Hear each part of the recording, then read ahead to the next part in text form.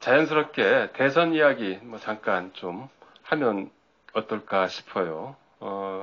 이번 대선 스님께서 보시기에 왜 중요한지 그 의미를 한번 좀 짚어주시면 어떻겠습니까?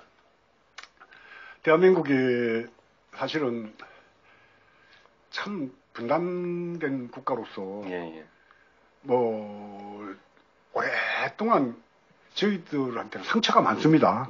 분단이고 또 외국으로부터 오랫동안 간섭을 당나라 때부터 그렇죠. 지금 용산 기지라는 데가 청나라 군대, 몽고 군대, 일본 군대 다 거기 있었습니다. 용산역 있잖아요. 용산역도 일본 병영이었어요. 그 당시엔 300만 평이었습니다. 지금 한 7, 80만 평으로 줄어들어서 뭐 또 평택으로 이전하지만은 외국 군대가 100년 가까이 100년 넘어 서울시 한복판에 군사를 주둔했던 나라는 아마 역사 속에 별로 없었을 거라고 봐요. 그런 그 어려운 과정 속에서도 지금은 저는 뭐 꼭 그것을 대단하다고는 얘기 안 하지만은 BTS라든가 또 뭐 미나리라든가 이런 영상이라든가 아니면 음악을 하는 젊은이들에 의해서 세계가 한 번씩 덜떡덜떡 하잖아요. 이게 보통 일이 아닙니다. 그 독일에는 어디에 가면은 한국 식당이 없었는데 한국 식당이 그렇게 많이 생긴다는 거예요. 그리고 저 LA에도 한국 식당에 미국인들이 그렇게 많이 돌아서 한국 음식 김치찌개 먹고 그런다는 겁니다. 그리고 뭐 한글 배우는 사람도 상당히 많아졌다고 하더라고요. 그러니까 문화 강국이라고 해도 뭐 그렇죠. 일본도 엄청 저희들을 부러워한다고 그래요. 이런 나라가 이제 우리도 됐지 않습니까? 근데 이게 군사력으로 된 것도 아니고 경제력으로 된 것도 아닙니다. 문화적으로 세계 사람들이 한국 그러면 다 좋게 바라보는 그런 모습이 됐잖아요. 문화 보국이 된 거죠.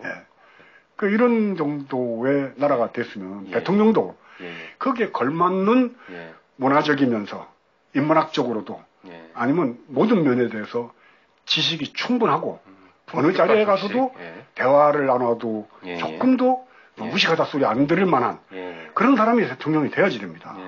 뭐 인품도 물론이겠지만은 말도 어디 가서 실수 없이 잘해야지 돼요. 만약에 국가 원수끼리 대화를 했는데 그 무슨 사오정 같은 소리나 뚱땅지가 재놓고 돌아선 다음에 다시 또 그거를 해명을 하고 해명한 걸 또 해명하고 그러면 문화 대국이 아니라 거의 이거는 뭐 아주 국격 떨어지는 짓을 할 거란 말이에요. 스님은 뭐 어느 분을 특정 사람을 염두에 두고 하시는 말씀 같으세요? 염두에는 뒀지만은 방송에서는 그런 말 하지 말라고 여러 사람이 저한테 주문을 해가지고 하고 싶어서 미치겠는데 나 안 되네.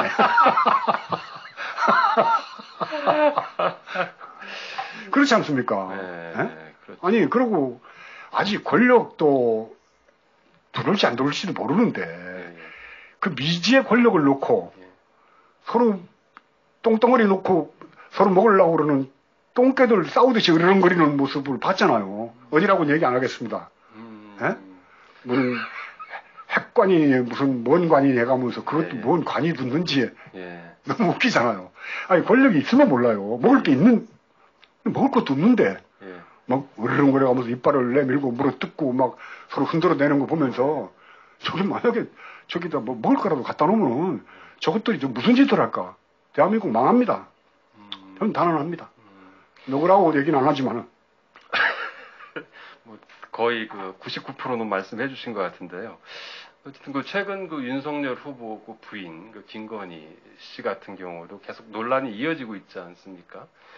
그것에 대해서 뭐 국민의힘 같은 경우는 뭐 굳이 뭐 이 부인까지도 이렇게 검증하려 드느냐. 그리고 윤석열 후보는 뭐 얼마 전에 그 기자회견에서 형사처벌 뭐 받을 일 없다라고 이렇게 또 말을 했어요. 뭐 이러한 그 대통령 후보의 태도 이런 것에 대해서는 좀 어떻게 보십니까? 제가 그 얘기를 하자면 검찰 얘기를 좀 해드리겠습니다. 노무현 대통령 검찰의 모욕적 수사로 세상을 떠났습니다. 제가 봉은사협회다가 그 당시에 대한민국 검찰 중수부 검사들은 봉은사 출입을 금합니다라고 프랭카드를 붙여놨습니다. 그렇죠. 49일 동안. 그때 검찰청에 있던 그 검사가 저하고 인연 있는 검사가 선생님 빨리 떼십시오. 서초동의 검사들이 저녁이면은 술집에 가서 술 먹으면서 봉은사 주지 저놈을 어떻게 잡냐? 아, 우리가 언제 봉은사 간다고 그랬냐? 가지도 않는데 왜 우리 오지 말라고 그러느냐? 그래서 제가 한마디 더 했습니다. 예. 검찰청 앞에서 나오는 검사들 잡아다가 예. 보신당 집에 갖다 팔아먹어라. 권력의 개고, 예. 재벌이 용돈 주면 꼬리 흔드는 그런 애완견이다. 저는 검찰이 지배하는 나라? 예. 저 상상이 안 가요. 온통 조각이 검찰로 될 거란 말이에요. 조각이. 주변에 다 검찰만 모여 있으니까 누구라고 얘기는 안 하지만. 설마 그러기까지 하겠어요? 지금 그렇게 돼 있잖아요. 전부 검찰이잖아요. 일단 검찰, 경찰은 저 사람이 무슨 범죄 사실이 없나라고 보기 시작합니다. 버릇 습관적으로 그렇게 돼 있어요.